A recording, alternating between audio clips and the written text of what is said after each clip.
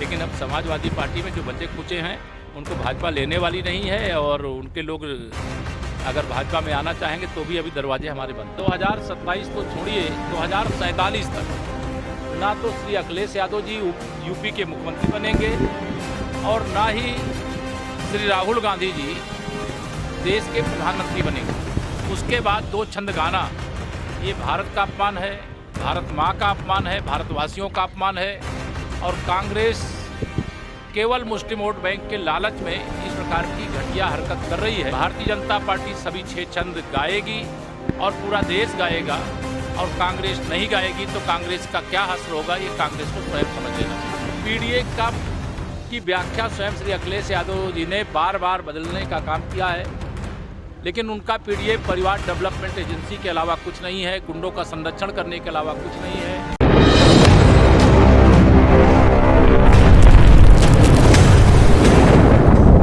भारत की आत्मा है,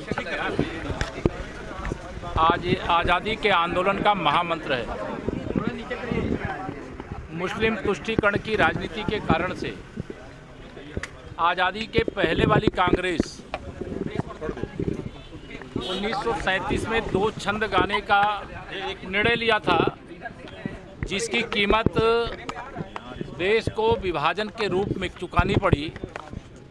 अब जब माननीय प्रधानमंत्री श्री नरेंद्र मोदी जी के नेतृत्व वाली सरकार में सभी 6 छंद गाने का कानून बन चुका है, संसद के द्वारा कानून पास हो चुका है, राष्ट्रपति जी के द्वारा सूचित किया जा चुका है, उसके बाद दो छंद गाना, ये भारत का अपमान है, भारत माँ का अपमान है, भारतवासियों का अपमान है और कांग्रेस केवल मुस्लिम वोट बैंक के लालच में इस प्रकार की घटिया हरकत कर रही है, जिसकी उनको कीमत चुकानी पड़ेगी।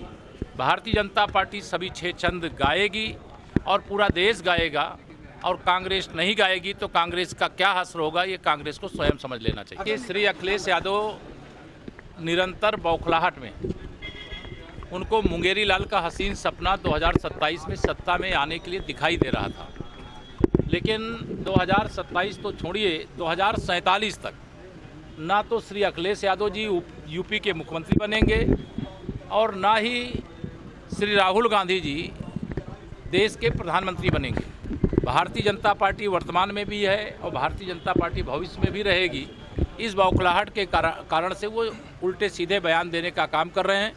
पीडीए की व्याख्या स्वयं श्री अखिलेश यादव जी ने बार बार बदलने का काम किया है, लेकिन उनका पीडीए परिवार डेवलपमेंट एजेंसी के अलावा कुछ नहीं है, गुंडों का संरक्षण करने के अलावा कुछ नहीं है, अपराधियों, माफियाओं, दंगाइयों का संरक्षण कराने के अलावा कुछ नहीं है। वो पिछड़ों के जन्मजात दुश्मन हैं। उन्हें पिछड़े वर्ग का अपने अलावा कोई दूसरा नेता बर्दाश्त नहीं होता। वह पिछड़ों के, दलितों के, अगड़ों के, सबके विरोधी हैं और वह केवल केशव प्रसाद मौर्य कह रहा है इसलिए मत मान लीजिए, वो रिकॉर्ड में उपलब्ध है। आप सब लोगों से बात करते समय भी उन्होंने कभी पिछड़ों को गाली देने का काम किया, कभी दलितों को गाली देने का काम किया, कभी सवर्णों को गाली देने का काम किया। इसे उनका पीडीए तो पूरी तरह से फर्जी है। सरकार उनकी सुरक्षा को लेकर के चिंतित भी रहती है और उनकी सुरक्षा की व्यवस्था भी करती है और उनको बुलेट प्रूफ जैकेट अगर सुरक्षा एजेंसियों ने कहा है तो लेना चाहिए। चीज़ें कोई दाम बढ़ेंगे तो उनको नियंत्रित करने के लिए जो सरकार के द्वारा कदम उठाया जा सकता है उठाया जाए। मेरे प्राथमिकता में तो सभी 403 सीटें हैं। मैं तो 403 सीटें लड़ता हूँ, मैं एक सीट पे लड़ता ही नहीं हूँ। तो 403 सीट पे लड़ने वाले जो लोग हैं, नेतृत्व करने वाले जो लोग हैं, उनको एक सीट के बारे में नहीं सोचना चाहिए। जहाँ जहाँ भाजपा और भाजपा के गठबंधन के प्रत्याशी लड़े, वह सभी सीटें हमारे भाजपा और एनडीए के प्रत्याशी जीतें।